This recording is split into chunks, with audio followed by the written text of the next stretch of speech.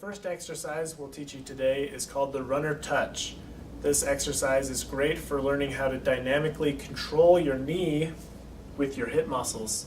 Lots of runners have knee problems, ankle problems, foot problems, even back problems because of weakness in their hips. And this is a great one for helping those lateral hip muscles to engage and control the knee, as well as some other good benefits along the way as well. So we'll start in a runner stance like so, balancing on one leg, slight bend in your knee. You'll hinge forward at the hips, keeping your chest tall and a neutral spine. Tap the floor and come back up into the runner position. You can repeat these several times, and you'll notice your arch and your hip and your hamstrings all working to control this motion. I recommend starting with a couple sets of 8 to 10 of these and then progressing as they become easier. Here's a view of the same exercise from the side.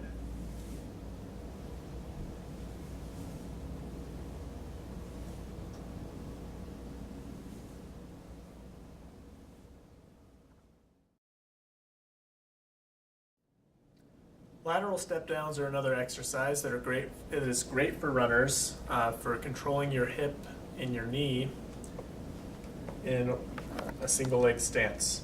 So for this exercise, you want to keep all of your weight on the top foot and act like you're bending down to test the water in a pool or a tub. As you bend down, your knee is bending to get that downward motion, and you're not letting your hip drop like that. You keep your hips even, your knee bends forward over your toes for a controlled descent, keeping all your weight on that top foot. This is great to do at the bottom of a set of stairs or at the top of stairs, next to a wall or something that you can hold on to at the beginning to help guide your movement and make sure your knee isn't collapsing inwards. If you have weak or unsteady hips, your knees may collapse inward, and that's what we want to avoid. Practice getting that straight bend over your toes. Lateral walking is another good hip strengthening exercise for your hip abductors. To do this, do a slight bend in your knees and keep your toes pointed forward as you walk sideways. You want to keep your feet shoulder width apart or wider to keep tension on the band so that you can continue feeling that burn in the side of your hips.